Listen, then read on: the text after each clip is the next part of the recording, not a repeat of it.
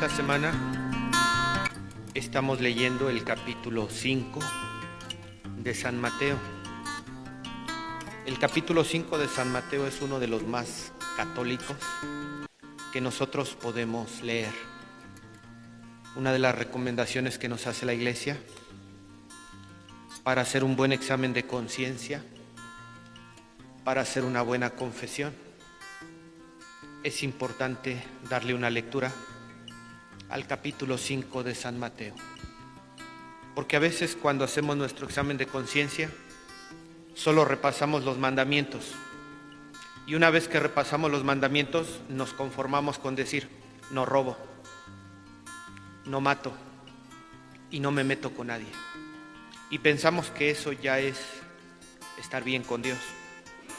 Y pensamos que eso ya es cumplir la ley que Dios nos propone cumplir.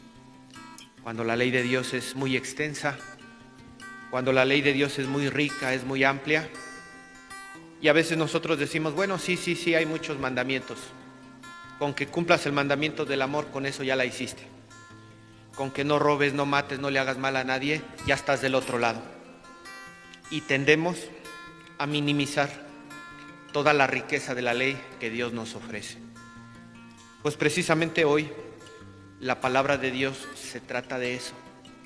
Precisamente hoy el Santo Evangelio, que es la tercera parte del capítulo 5 de San Mateo, nos lo viene a recordar. Ya el lunes escuchábamos la primera parte del capítulo 5 de San Mateo, las bienaventuranzas, la forma de vivir a plenitud la ley de Dios.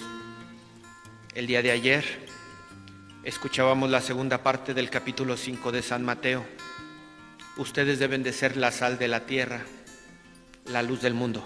No basta ser buenos, no basta con no hacer nada malo, hay que brillar, hay que dar sabor a la vida, hay que dar sabor al mundo. Por eso Jesús nos dice, son la sal de la tierra y la luz del mundo. Y el día de hoy, miércoles, se nos propone la tercera parte del capítulo 5 de San Mateo. Y nos dice, pues no se confíen, no crean que yo he venido a decirles, la ley de Dios ya no funciona, ya no hay que cumplir la ley de Moisés.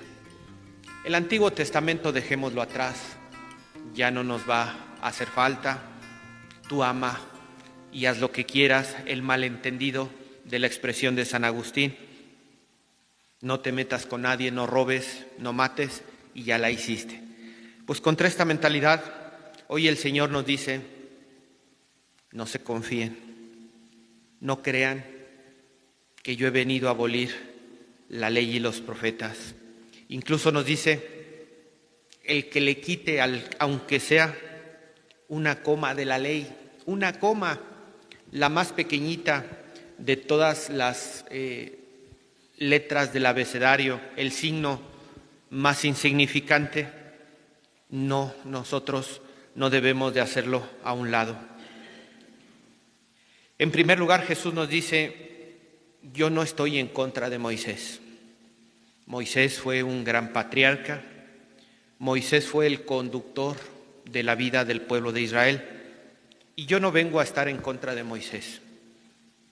La ley de Moisés, nosotros sabemos que los judíos la ven reflejada en la Torá, lo que nosotros conocemos como el Pentateuco, Génesis, Éxodo, Número, Levítico, Deuteronomio.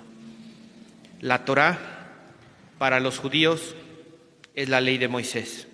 Y muchos cristianos de las primeras comunidades cristianas pensaban que la Torá ya no tenía funcionalidad, que la Torá ya no habría que hacerle tanto caso, que habría que hacerle caso solo a las enseñanzas de Jesús.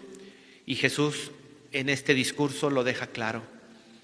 Yo no he venido a decirles que ya no cumplan la Torá, que ya no se fijen en el Pentateuco. Al contrario, yo he venido a darle pleno cumplimiento. ¿Por qué no se le ha dado pleno cumplimiento a la ley de Moisés?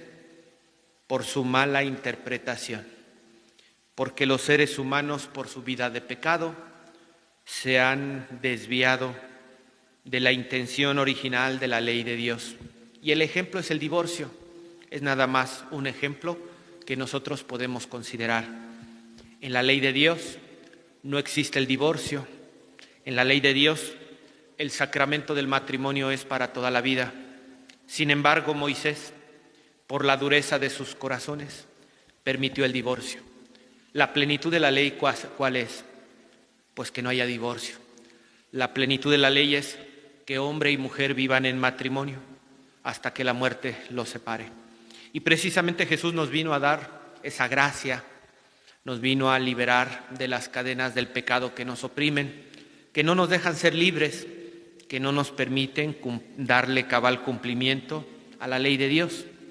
Jesús vino a salvarnos de todo ello para que nosotros, libres y fortalecidos por la gracia y movidos bajo la acción del Espíritu Santo, ahora sí que podamos vivir plenamente la ley.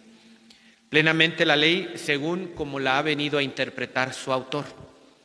Jesús ha venido para hacernos accesible el pleno cumplimiento de la ley. A nosotros nos ha capacitado, nos ha liberado de las cadenas del pecado que no nos dejaban vivir en libertad la ley de Dios.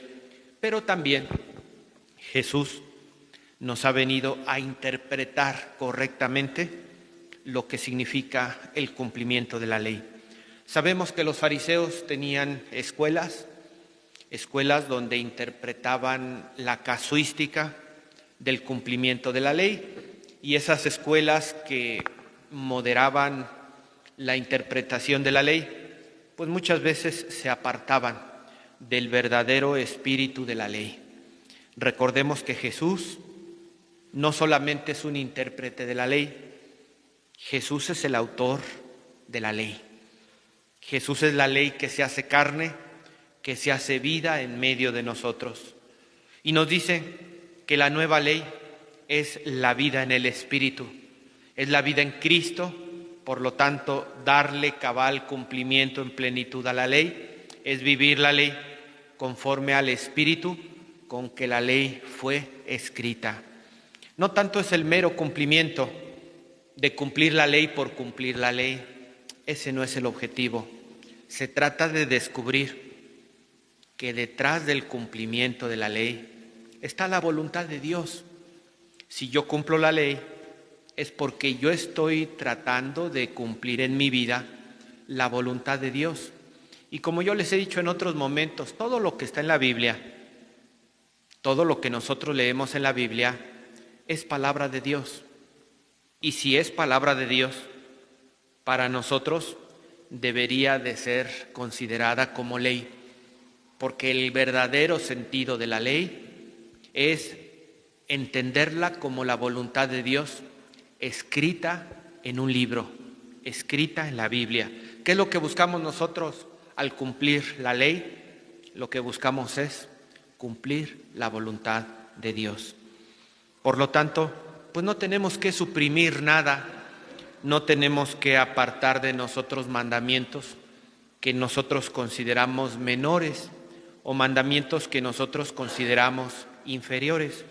Ciertamente la Iglesia tiene una jerarquía en los mandamientos. No es lo mismo matar que hablar mal de una persona. Uno es más grave, el otro es menos grave.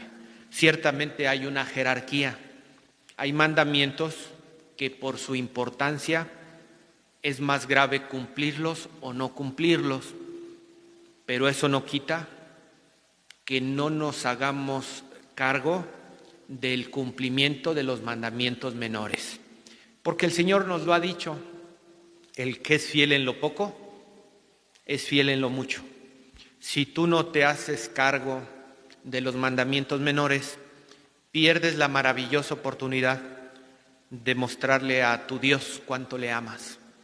En los detalles pequeños, a veces pudiéramos decir, en los detalles insignificantes está la clave del amor. Quienes tenemos una relación de amor, no solamente con la pareja, con los padres, con los hijos, sabemos que hay ciertos detalles que parecieran insignificantes, pero en esos detalles insignificantes nosotros podemos dar grandes manifestaciones de nuestro amor. Cuando tú conoces a una persona, cuando tú sabes qué le gusta y qué no le gusta, cuando tú sabes cómo le puedes agradar o cómo le puedes desagradar. A lo mejor con un pequeño detalle, un detalle, si quieres tú, insignificante, puedes mostrarle el gran amor que le tienes. Pues así sucede con nuestro Dios. A veces las oraciones más sencillas, a veces las jaculatorias más pronunciadas, a veces, como decíamos la semana pasada, rezarle al Sagrado Corazón de Jesús y escondernos ahí, por muy sencillo que pareciera. A veces en esos pequeños detalles nosotros le estamos manifestando al Señor el gran amor que le tenemos. No pensemos pues cuando se nos habla de la ley de Dios, no pensemos cuando se nos habla de los mandamientos, ¿cuál es lo mínimo? ¿Cuál es lo máximo? Pues no estamos en un mercado, no estamos regateando las cosas de Dios, porque nosotros bien sabemos que a Dios no se le regatea. ¿Y por qué no se le regatea? Porque todo lo que somos, porque todo lo que tenemos, cuanto existimos, ¿de quién es? ¿De quién es mi vida? ¿De quiénes son mis bienes? ¿De quién es lo que soy y lo que tengo? ¿De quién es? Es de Dios. Entonces, ¿por qué le regateas? ¿Por qué le regateas a Dios?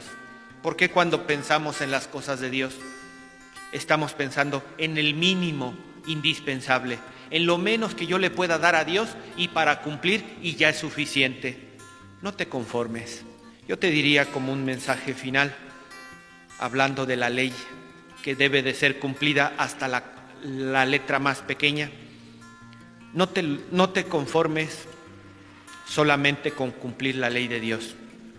Yo te invito más bien que busques vivir en la voluntad de Dios. Es muy diferente.